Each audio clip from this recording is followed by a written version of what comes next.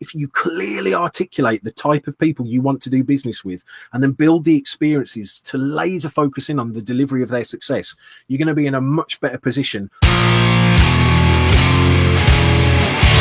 How do you identify what is a good fit and what is a bad fit customer?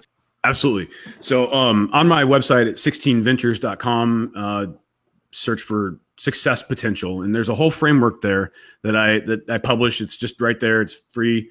That basically goes through the 6 different, what I call them, inputs into this, into what makes a customer have success potential or not.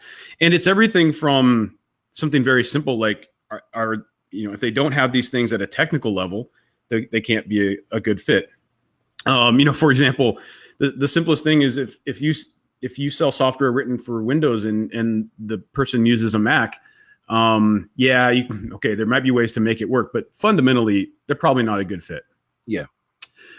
But I've been around companies that don't care about that, and they will sell. There's actually on 16ventures.com, there is a story about it's a real life example of a company that signed just 3 customers that were not a good fit, that on the success criteria, several of the inputs, these customers, you couldn't check that box. They were not a technical fit, which was just kind of the most basic fit. I mean, if you can't technically use the product, this was a SaaS product built on top of Salesforce, and the customers they signed didn't use Salesforce.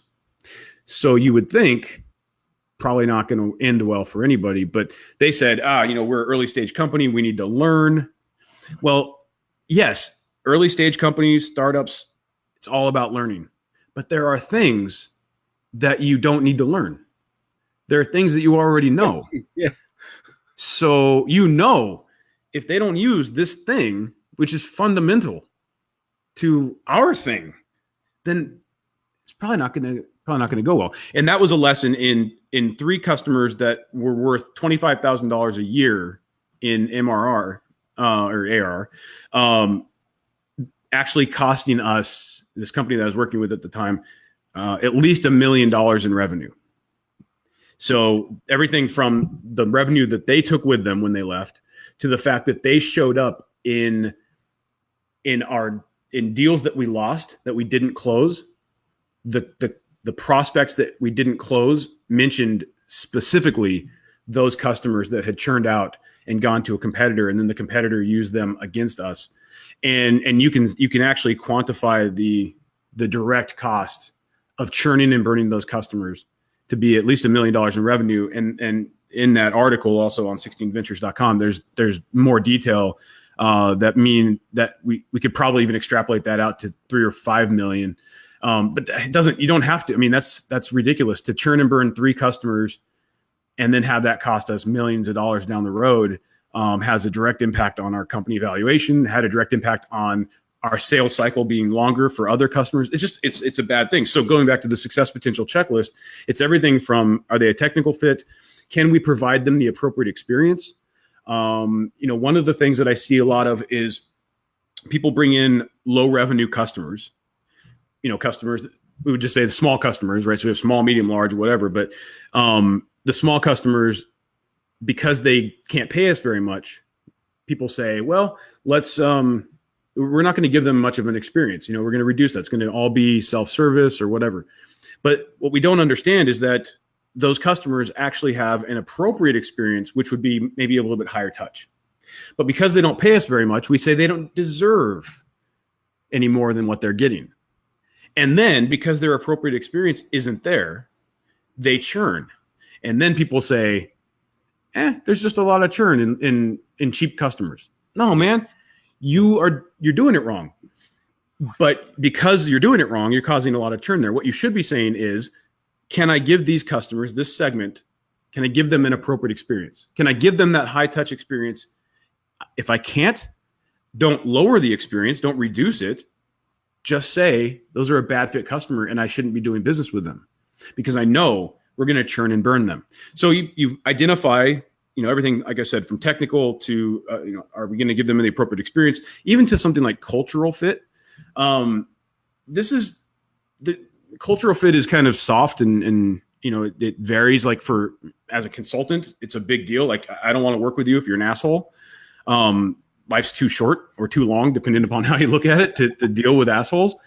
So my success potential checklist is different from, let's say, more of a self-service web app where you don't really interact with the customer much. Cultural fit's maybe not a big deal unless we are a video hosting platform. And even though it might be perfectly legal, we don't want to be in the porn business, right? Yeah. So we simply say, if you are producing this kind of content, we're not going to do business with you. That's it. It's legal, but we don't want that on our platform. Yeah. So that's a cultural fit, right? So what we do is we make sure we're not spending money to advertise our product or service, in this case, a video hosting platform, to pornographers. You know, I'm not going to go buy a booth at the porn convention because you're not a good fit. I mean, I might buy a booth there, but that's a whole nother. Is that a real thing? A porn convention? Yeah. I'm not sure. I'll have to look into that. Yeah, sure. Yeah, I don't know whether that's a thing or not. I don't know. No, but like, even though, you know, so we're basically saying, look, here's all these things that matter to whether or not we can make you successful. If I can't check the box on those things, then I shouldn't be doing business with you. That's scary to a lot of people because they hear sell to fewer customers. And I am in no way saying that. I'm saying I want you to sell as much as you can. I want you to you know, break your quotas and reach for the stars or whatever. Just do it by selling to customers that have success potential. Yeah. That's it. Because otherwise we're setting everybody up for failure. And that's a really big problem. That is probably one of the, if not the main reasons I see customer success initiatives failing, or I just see churn not being solved. Yeah. Like everything else is fine, but sales kind of operates in its own little world. We don't want to tell them what to do. We're doing everything over here. We're operationalizing customer success management. We have all this stuff in place. It's great, but they're still bringing in bad fit customers because we have no influence over them. That's a problem. I mean, you're going to waste a lot of resources and a lot of time and energy doing that kind of thing. It could really cost you in the long run. Yeah, definitely, Matt. It's a difficult one because we kind of get brainwashed that you need to get as many customers as you can and you shouldn't turn away customers and you should bend over backwards to accommodate every customer. But of course, that does set you up for failure. And there's companies out there that are actually quite hated. Companies like Ryanair. I don't know if you've heard of the European airline. Sure. People hate Ryanair, but that's because they're not one of their customers. They're not the type of customer that Ryanair actually want. So they actively push them away, which pisses them off, but it doesn't actually matter because they don't want their money anyway. They've geared their experience up for a very specific type of customer. Yes, it doesn't always go to plan, but they have geared their experience up for one very, very specific category of customer. And there's a wicked story that goes with that. So the CEO of, now this is anecdotal, I don't know if this is true or not, but I'd like to think it's true. So the CEO of Ryanair was on a radio show and somebody phoned in and said, "Fuck you, Ryanair, I hate you. Your plane was late, and then I missed my meeting, and then they wouldn't give me another meeting, and I didn't get the business, and then my business did this, and then my wife left me, and then my dog died. Fuck you, it's your fault." And the CEO said, "Dude," I'm not sure if he said dude or not, but in my head he did. He said, "Dude, how much did you pay for your ticket?" He said, "I don't know, 18 euros. He said, "If you're the sort of person that would pay 18 euros to get to an important business meeting, you probably didn't deserve the fucking business, did you? Fuck off. Don't fly with us again. Tell your friends." And the line went dead. And the interviewer said, "How can you speak to one of your customers that way?" And he said, "He's not one of my customers."